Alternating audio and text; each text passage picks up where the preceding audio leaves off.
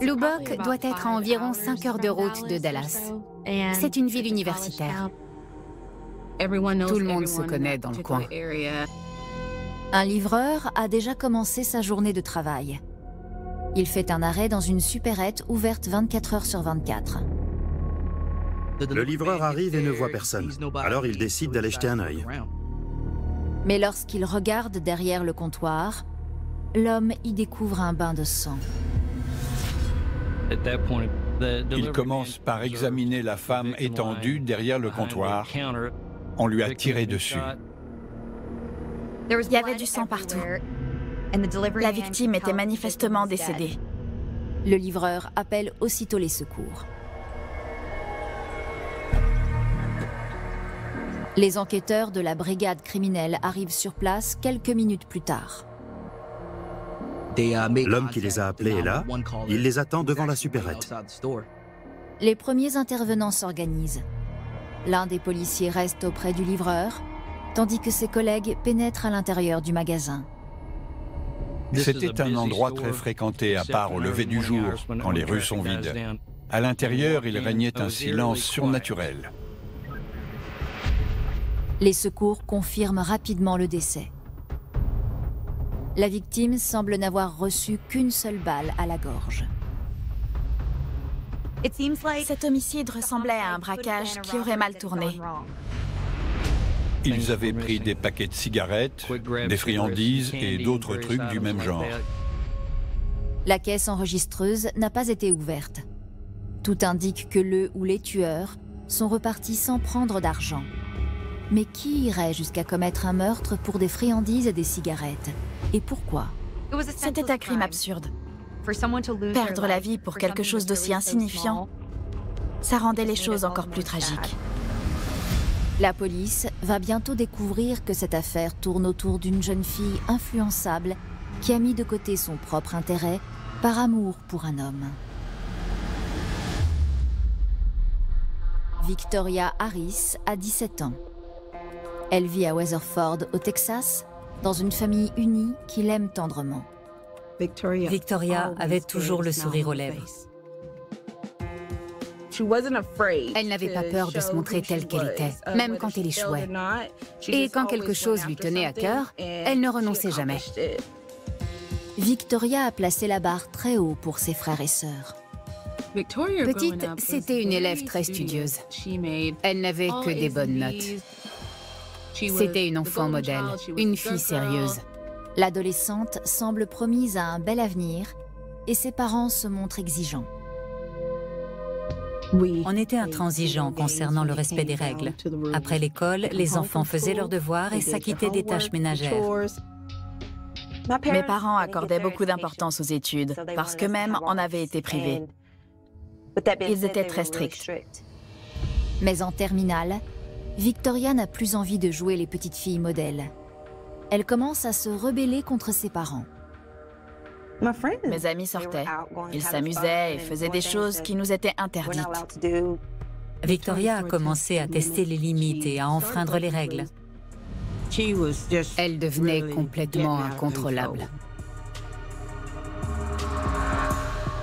Ses parents finissent par l'envoyer vivre chez sa grand-mère à Lubbock, à 3 heures de route de là, pour l'éloigner des mauvaises fréquentations.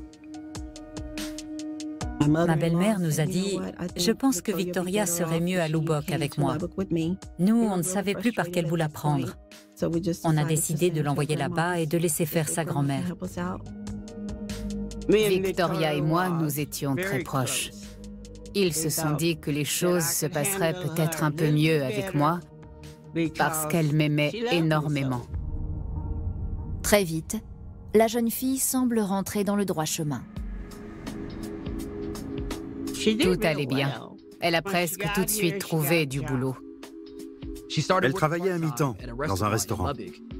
Victoria a mis fin à sa rébellion adolescente, mais elle se sent très seule, loin de ses anciens amis. J'étais isolée à Lubbock. La seule personne qui tenait vraiment à moi, c'était ma grand-mère. Tout va changer après sa rencontre avec le séduisant Raymond Jackson. Ils se rencontrent au restaurant. Raymond la voit, il la trouve jolie et commence à flirter. La première fois que je l'ai vu, j'ai fait « Ok, il est charmant ». C'était un plaisir pour les yeux. Il était canon. Quand elle l'a rencontré, elle s'est dit « Il est vraiment trop mignon ». Elle m'a toujours dit qu'il était craquant. Il m'a demandé mon numéro. J'avais pas l'intention de le lui donner, mais il a tellement insisté que j'ai fini par céder.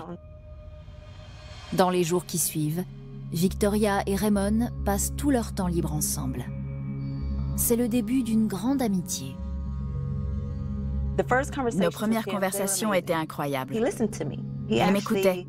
Il s'intéressait à mes idées et à mes opinions. Je crois que ce qui me plaisait le plus chez lui, c'est qu'il n'essayait pas de me draguer. On ne faisait que discuter. C'est devenu un ami, mon seul ami. J'avais pas d'amis à Lubbock. Il est devenu mon confident, et bien plus encore. Il me donnait quelque chose qui m'avait toujours manqué.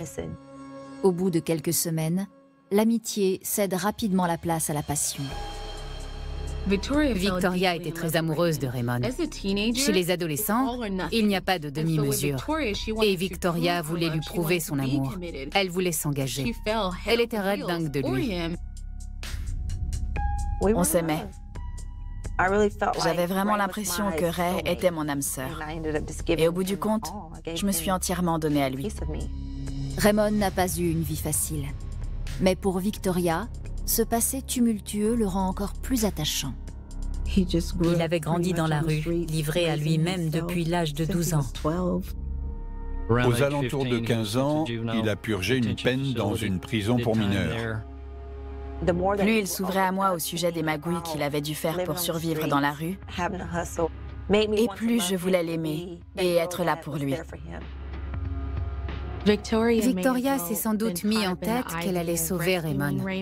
Lui, c'est un mauvais garçon et moi, je suis une fille sérieuse, je ne fais pas de bêtises.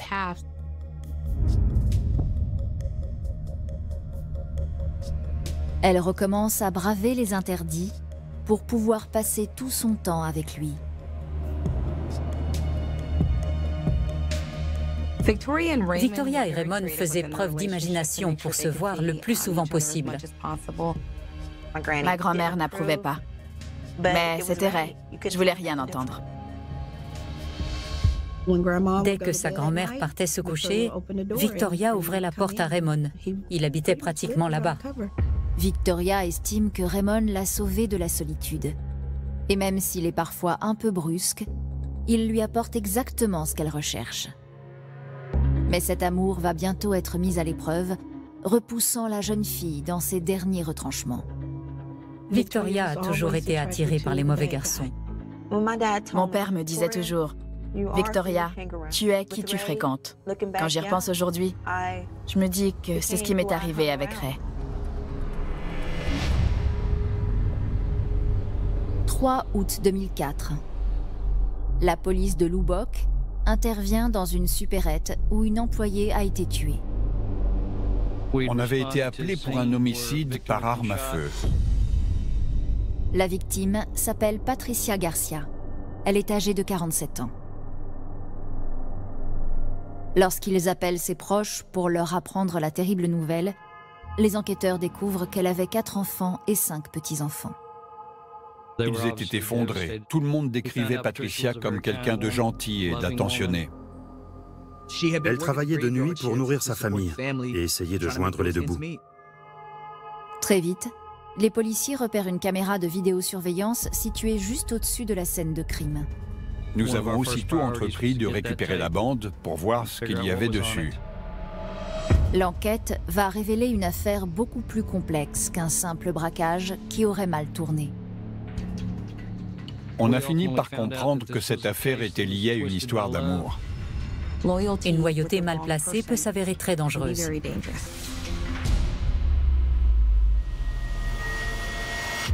La jeune Victoria Harris est tombée amoureuse d'un séduisant voyou âgé de 18 ans, Raymond Jackson. J'imagine que c'était son premier amour.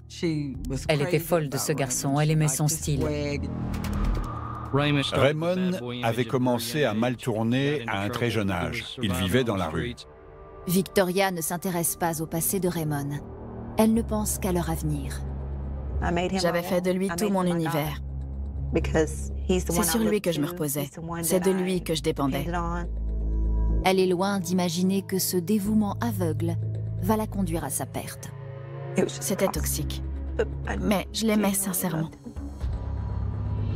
En août 2004, la police de Lubbock enquête sur le meurtre de Patricia Garcia, abattue peu avant l'aube dans la supérette où elle travaillait.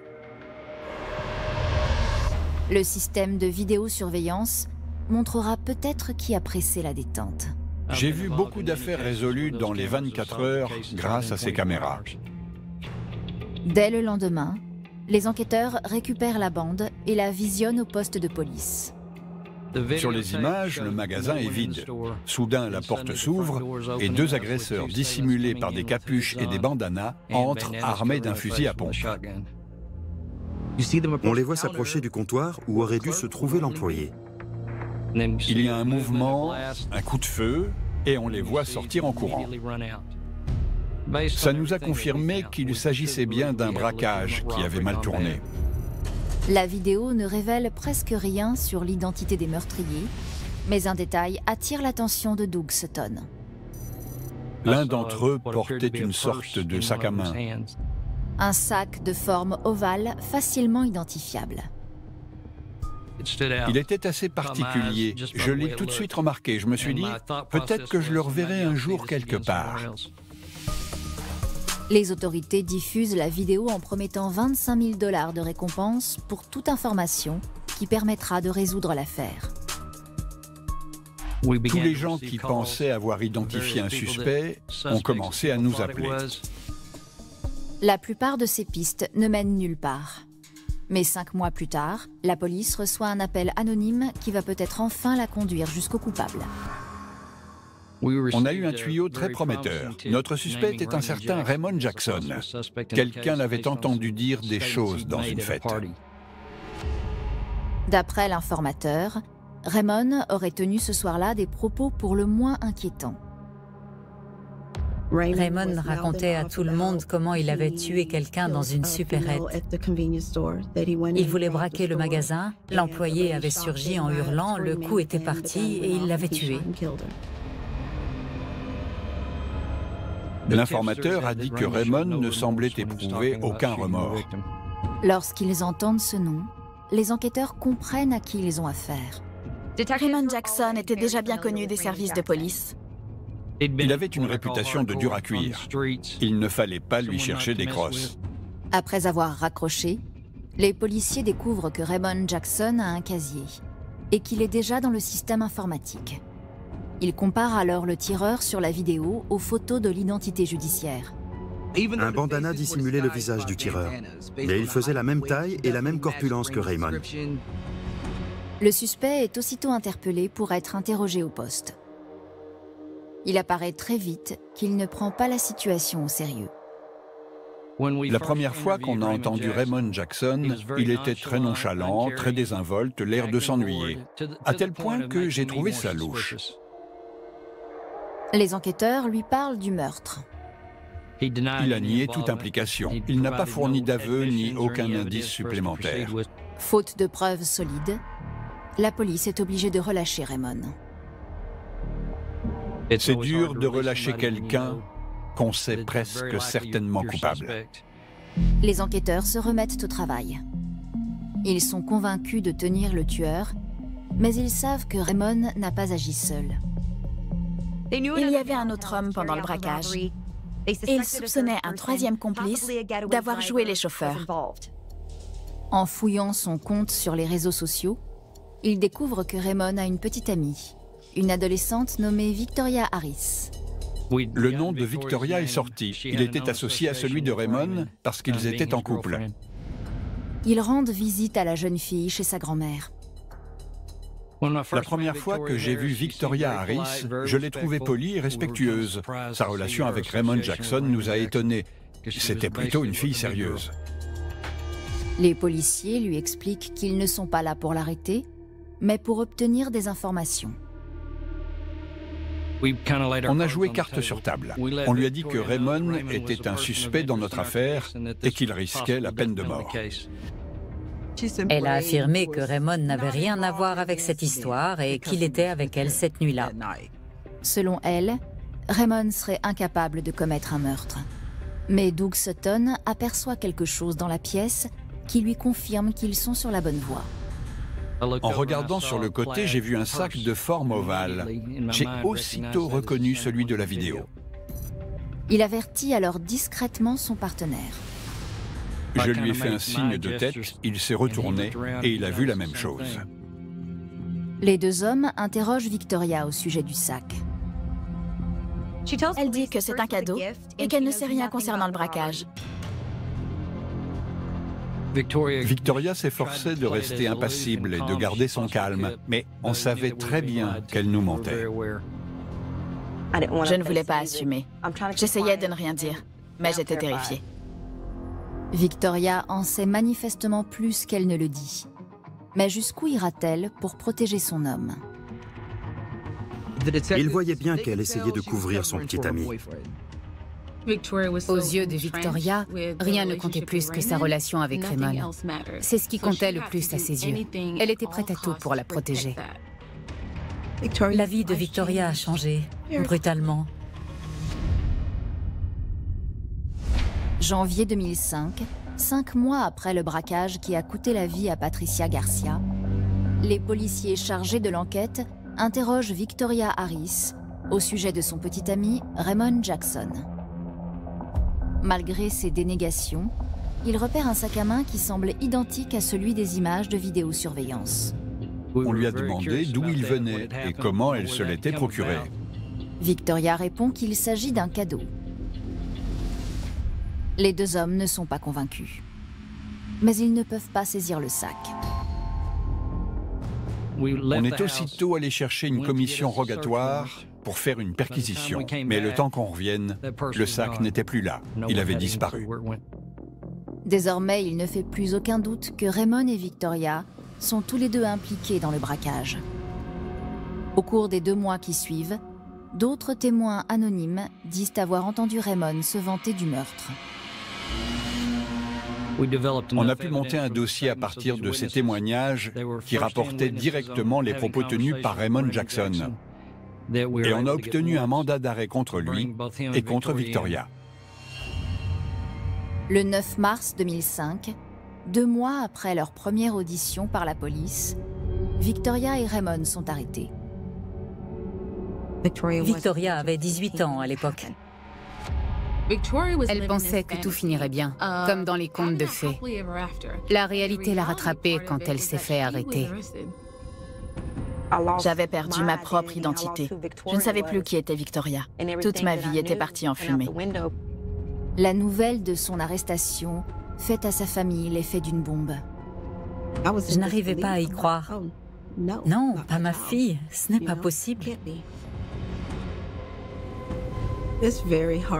C'est très dur d'investir toute cette énergie dans l'éducation d'un enfant et de découvrir qu'il ne suit pas le chemin qu'on lui a tracé. Quand Victoria est partie vivre chez sa grand-mère, on ne savait plus quoi faire. Alors quand on a appris qu'elle était soupçonnée d'avoir participé à un braquage, on s'est retrouvés complètement désemparés. J'ai senti un frisson me parcourir, depuis le sommet de la tête jusqu'à la plante des pieds, quand j'ai appris qu'ils avaient été arrêtés. Au poste de police, les enquêteurs interrogent d'abord Raymond. Lors de cette 2e audition, il était toujours dans le déni. Il nous parlait de son amour pour Victoria. Mais à un moment donné, il y a eu un signe révélateur. On a compris qu'il était sur le point de craquer. Raymond a demandé à parler à Victoria en privé. Il a dit qu'après, il pourrait tout expliquer. Le couple est autorisé à s'entretenir quelques instants sous étroite surveillance. On a laissé Victoria entrer pour lui parler. Elle s'est assise à côté de lui et ils se sont tenus la main pendant 1 minute. Ils étaient tous les deux en larmes. Ils n'arrêtaient pas de pleurer. Bien que Raymond n'ait exprimé aucun remords, il semble sincèrement désolé d'avoir entraîné Victoria dans cette histoire. Il m'aimait. Il y avait quelque chose de vulnérable chez Ray. Quelque chose qu'il ne montrait à personne d'autre. Victoria encourage Raymond à tout avouer. Elle l'aimait encore. Elle voulait à tout prix lui éviter la peine de mort. J'arriverai peut-être à lui faire entendre raison, à trouver un moyen de l'aider. Raymond dit à Victoria qu'il ne veut plus rien dissimuler. Elle l'encourage et lui répond « Dis la vérité ». Après cet échange avec Victoria, le jeune homme se dit prêt à parler. Raymond a décidé de se mettre à table. On s'est assis et il nous a raconté comment ça s'était passé. Il avoue avoir braqué la supérette le 3 août 2004. Mais d'après lui, le meurtre de Patricia Garcia ne faisait pas partie du plan. Il n'arrête pas de le répéter. Il est catégorique. C'était un accident. Il admet être allé à la supérette avec Victoria et son cousin Richie dans l'intention de cambrioler le magasin. On a identifié un troisième suspect qui était encore mineur à l'époque des faits. Raymond entre dans la supérette avec Richie en laissant Victoria faire le guet dans la voiture. Mais à l'intérieur, rien ne se passe comme prévu. Patricia Garcia est dans l'arrière-boutique. En entendant du bruit, elle revient dans le magasin, découvre Raymond et Richie et pousse un cri. Raymond dit avoir appuyé sur la détente sous l'effet de la surprise.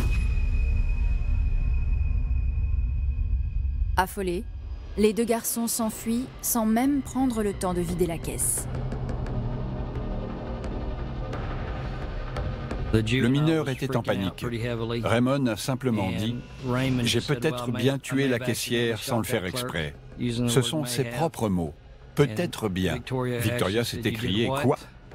Et il lui a dit « Démarre, on s'en va. » Victoria s'exécute. Elle a dû avoir très peur en apprenant ça. Mais elle était amoureuse. Elle ne voulait pas que Raymond ait des ennuis. Je crois qu'elle était tellement aveuglée par l'amour qu'elle était prête à faire tout ce qu'il lui demandait. Raymond insiste pour dédouaner Victoria et assumer l'entière responsabilité du meurtre. Il soutenait qu'elle avait juste servi de chauffeur. Il la protégeait parce qu'il ne voulait pas qu'elle aille en prison. Après les aveux de Raymond, les enquêteurs veulent entendre la version de Victoria.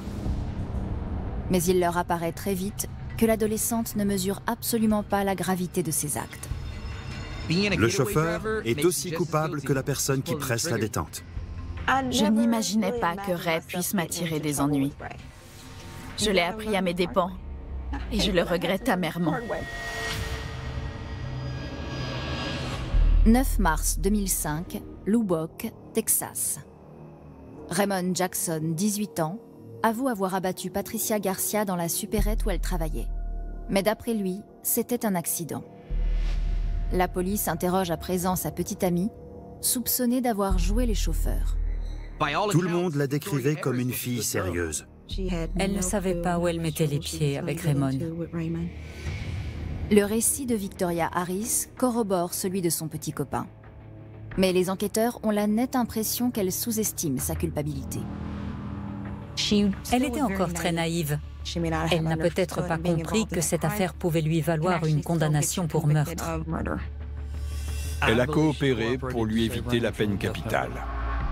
Victoria raconte aux policiers sa rencontre avec Raymond et ses projets d'avenir avec lui.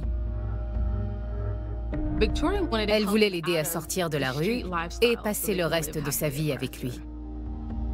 Ray et moi, on envisageait de se marier. C'était très sérieux et j'étais d'accord, alors j'ai dit oui. On s'aimait. J'avais vraiment l'impression que c'était mon âme sœur. Mais leurs projets ne font pas long feu. Raymond s'avère incapable de conserver un travail honnête. Face aux difficultés, on a tendance à se replier sur ce qu'on connaît déjà. Et lui, c'était la rue qu'il connaissait. C'était la survie. Tout ce qui compte pour Victoria, c'est d'être avec Raymond. Je lui disais, Je pourrais laisser tomber mes études pour être avec toi, pour qu'on puisse avoir plus de temps ensemble. Elle se disait, je veux être avec lui quoi qu'il en coûte. Elle ne se fixait aucune limite. 2 semaines avant le braquage, Raymond et Victoria volent un fusil à pompe dans un pick-up. Ils ont repéré un fusil et des munitions à l'intérieur d'un pick-up. Alors Raymond a forcé le véhicule et il a volé l'arme. Une fois en possession de l'arme, Raymond propose de braquer une supérette. Ils voulaient refaire leur vie ensemble. Mais pour ça, il fallait de l'argent. Et la seule façon de s'en procurer, à leurs yeux, c'était de le voler. J'avais du mal à comprendre qu'il puisse faire ça pour l'argent. Mais je l'acceptais parce que c'était lui. Ray faisait toujours exactement ce qu'il voulait, quand il voulait. Victoria se sentait indissociablement liée à Raymond. Elle se disait, je dois tout faire pour le soutenir, parce que sinon je risque de le perdre. Je ne vivais que pour Ray. Il était tout pour moi. Plus rien d'autre n'avait d'importance. Il était l'objet de toutes mes pensées. Victoria est censée faire le guet et conduire la voiture. Mais Raymond dit qu'ils vont avoir besoin d'une 3e personne. L'adolescente met son jeune cousin Richie sur le coup. Elle en a parlé à son cousin de 12 ans, parce que d'une certaine manière, elle ne pensait pas à mal. Elle aurait fait n'importe quoi pour Raymond. D'après elle, il n'aurait jamais dû y avoir de blessés. Victoria a dit que l'arme ne devait pas être chargée. À l'aube du 3 août 2004, la jeune fille prend la voiture de sa grand-mère pour conduire Raymond et son cousin Richie jusqu'à la supérette. Son rôle s'est limité à prendre la voiture de sa grand-mère et à la conduire. Une fois la voiture garée sur le parking, Victoria donne son sac à Raymond pour y mettre le butin du braquage. Les 2 garçons se nouent un bandana sur la figure et se préparent à entrer. Raymond est armé du fusil à pompe. Victoria croit que l'arme n'est pas chargée, qu'elle a juste un rôle dissuasif. Mais elle va bientôt découvrir que son homme n'a pas été entièrement honnête avec elle. Toute sa vie est sur le point de basculer. Parfois, il m'écoutait, mais pas toujours. Avec Ray, il n'y avait pas de limite.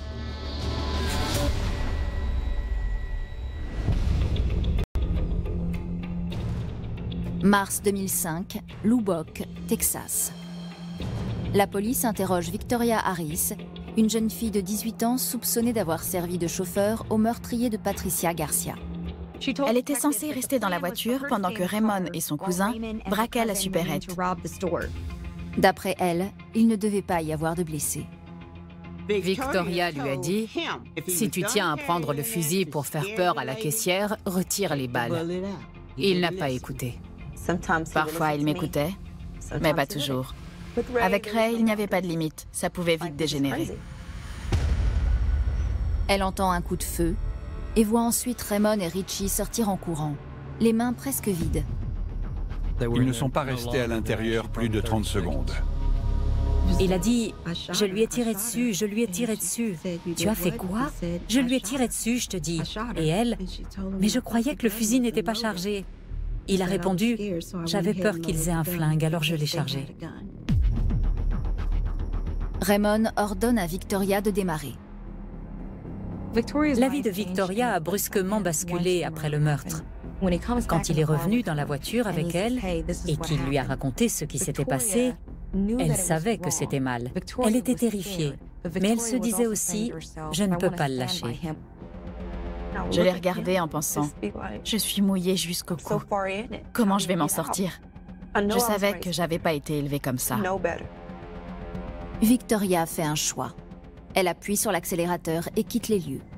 Elle était prête à tous les sacrifices, à jouer les chauffeurs, à commettre des délits avec lui, à faire tout ce qu'il faudrait pour rester avec lui. 2 jours plus tard, la jeune fille aide Raymond à se débarrasser de l'arme. Elle l'a conduit au bord d'un lac en pleine nuit et il l'a jeté dans l'eau. Victoria savait qu'un meurtre avait été commis alors qu'elle faisait le guet. Mais elle a choisi de cacher l'arme parce que son propre intérêt passait en second. Après avoir entendu le récit de Victoria, il est évident pour les enquêteurs qu'elle ne mesure pas la gravité de ses actes. Elle a participé aux préparatifs. Elle a conduit la voiture. Elle savait pour l'employer et elle a aidé à se débarrasser de l'arme. Aux yeux de la loi, le simple fait d'avoir conduit la voiture la considère tout aussi coupable que si elle avait pressé la détente. Victoria Harris et Raymond Jackson sont tous les deux mis en examen pour meurtre. Le lendemain, le cousin de Victoria, Richie, est inculpé sous le même chef d'accusation. Tout ça n'avait aucun sens. Je ne pouvais pas en croire mes oreilles. C'est une blague ou quoi? Donc maintenant, c'est non seulement ma sœur, mais aussi mon cousin? Ce n'est pas tous les jours qu'on arrête un collégien pour meurtre. Je ne voyais pas un gamin de son âge faire quelque chose comme ça. Il était très jeune, et je suis convaincue que sa peur a eu raison de lui ce soir-là. À l'approche du procès, les enquêteurs s'efforcent de réunir un maximum d'éléments pour consolider le dossier. Ils commencent par le sac à main. Victoria avait reconnu qu'il s'agissait bien de son sac à main, et il apparaissait sur les images de vidéosurveillance. Les policiers ont vu le sac chez Victoria la première fois qu'ils l'ont interrogé.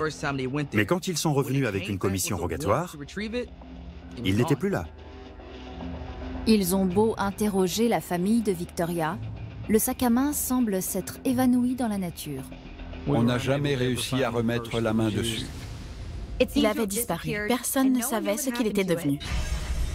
Les enquêteurs se lancent ensuite à la recherche du fusil à pompe. Ils parviennent à localiser l'arme du crime avec la coopération de Raymond. Il nous a conduits sur place et nous a montré où il l'avait jetée. On a fait venir des plongeurs qui ont repêché l'arme exactement à l'endroit qu'il avait indiqué. Acculé, Raymond Jackson passe un marché avec le bureau du procureur. Cet accord permettait à Raymond d'échapper à la peine capitale en témoignant contre Victoria au procès. Si Raymond écope d'une peine moins lourde, Victoria risque de tomber avec lui. Mais la jeune fille est prête à en prendre le risque pour lui sauver la vie. C'était ma première pensée au réveil et la dernière avant de sombrer dans le sommeil. Je m'inquiétais pour lui. Dans l'ensemble, je ne savais pas quoi faire. Ou plutôt, je ne savais pas quoi faire de moi-même, parce qu'il n'y avait que lui qui comptait. Victoria ne pensait pas à ce qui pouvait lui arriver, parce que dans sa tête, leur amour resterait toujours aussi fort, même derrière les barreaux. Elle voulait juste être là pour l'aider. Que va dire Raymond à la barre? Va-t-il endosser la responsabilité du meurtre ou se défausser sur celle qui le soutient envers et contre tout? Puisqu'il disait l'aimer, j'aurais voulu qu'il la protège. Novembre 2006. Victoria Harris, désormais âgée de 20 ans, risque la réclusion à perpétuité pour sa participation au braquage qui a coûté la vie à Patricia Garcia. Victoria était complice. Elle conduisait la voiture, elle savait qu'il avait tiré sur l'employé et elle l'a aidé à se débarrasser de l'arme du crime. On est arrivé au tribunal avec des sentiments mitigés. Parce que c'était un crime affreux et que je savais que ma sœur avait joué un rôle là-dedans. Victoria était une fille bien, vraiment. Tout s'est arrêté quand elle a rencontré Raymond. La jeune femme prend brutalement conscience de ce qu'est devenue sa vie. Au procès, je me répétais en boucle, c'est pas possible, c'est pas moi. L'accusation commence par appeler à la barre son principal témoin, Raymond Jackson. Victoria ne lui en a pas voulu d'avoir témoigné contre elle. Elle savait qu'il y était obligé. Mais pour la famille de Victoria, c'est lui qui a entraîné la jeune fille sur la mauvaise pente. Je ne savais pas à quoi m'attendre de sa part. Après tout, tout était de sa faute.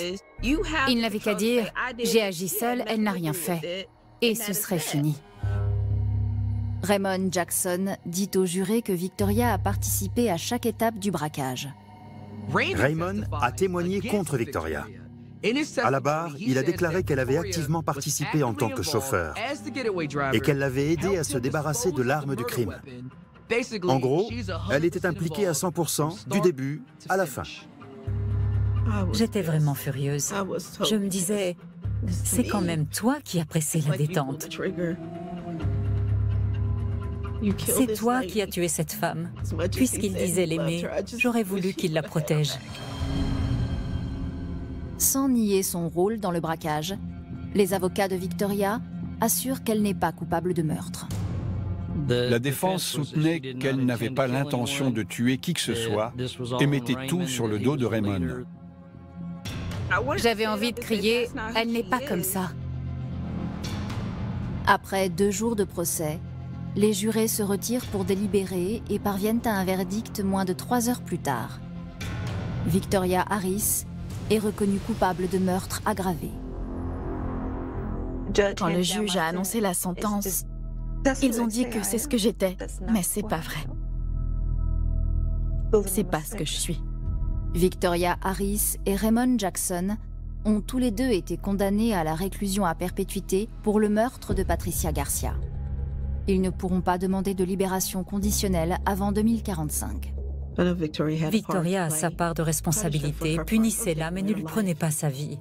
Elle avait 17 ans au moment des faits, et maintenant, elle va passer sa vie en prison. Richie, le jeune cousin de Victoria, a été relaxé par la justice. Le ministère public a jugé qu'il était trop immature pour agir en connaissance de cause et qu'il s'était laissé entraîner par ses 2 aînés. Au bout du compte, tout le monde est d'accord pour dire que la véritable tragédie est la mort absurde de Patricia Garcia. Je le dis de tout mon cœur, je regrette profondément. Tu sais que tu y penseras tous les jours, jusqu'à la fin de ta vie. Parce que les actes que tu as commis et les choix que tu as faits ont non seulement affecté ta victime, mais aussi sa famille, ta propre famille et tout le monde autour de toi. Et ça, tu ne peux rien y changer. Tu ne peux pas l'effacer. La seule chose qu'il te reste à faire, c'est l'accepter. Essayer d'avancer et de devenir quelqu'un de meilleur. Reconnaître tes erreurs pour les laisser derrière toi et ne pas les reproduire. Si je pouvais tout changer, je le ferais, mais c'est impossible. Tout ce que je peux changer, c'est moi. Victoria Harris regrettera ses erreurs toute sa vie. Elle ne peut qu'espérer que ces vicissitudes serviront d'avertissement à d'autres adolescentes. D'autres jeunes femmes peuvent s'inspirer de l'histoire de Victoria Harris pour apprendre à faire la différence entre une relation saine et une relation toxique. On sait qu'on est sans doute dépendant de quelqu'un quand on a tendance à exister à travers lui et à vouloir à tout prix le sauver. C'est aussi une question d'estime de soi. Il faut apprendre à se connaître et à s'aimer suffisamment pour ne pas aller chercher l'amour dans une relation toxique. Enfin, il faut être capable d'identifier les signes avant-coureurs et savoir à quoi ressemble une relation saine, fondée sur le soutien, le respect mutuel et la liberté de chacun. On ne doit pas être dépendant de l'autre sur le plan affectif. Je pense qu'il est important de commencer par chercher de la confiance et de l'amour en soi-même. C'est nous qui indiquons aux autres comment nous voulons être traités. Et si Victoria avait eu plus confiance en elle, si elle avait été davantage consciente de sa propre valeur, elle aurait pu fixer des limites à Raymond en lui disant « Attention, ce genre de comportement ne passe pas ». Quand j'y repense, je me dis qu'avec Ray, j'ai fini par devenir la personne que je fréquentais. On ne se rend pas compte que les choix qu'on fait finissent toujours par affecter les gens qui vous entourent. Aucun homme sur cette terre ne vaut la peine de perdre la liberté et la vie. Aucun homme ne vaut la peine de se retrouver ici, loin de sa famille, loin de la femme que vous auriez pu et que vous auriez dû devenir. Les filles, S'il y a quelque chose qui ne vous semble pas normal, sachez dire stop. Si vous êtes avec quelqu'un qui ne vous traite pas bien, peu importe comment, dites stop. Par amour, on peut faire des choses qu'on ne ferait pas autrement. C'est ce qui est arrivé à Victoria. L'influence de Ray sur ma vie se fait encore sentir aujourd'hui. Ce n'est pas à ce genre d'éternité que je pensais, mais c'est celle que j'ai eue. La solitude nous rend parfois vulnérables. On se raccroche au moindre signe d'amour et de compréhension, jusqu'à faire preuve d'une loyauté aveugle. C'est un sentiment qui peut être exaltant et grisant, jusqu'à ce que ce dévouement nous détourne du droit chemin.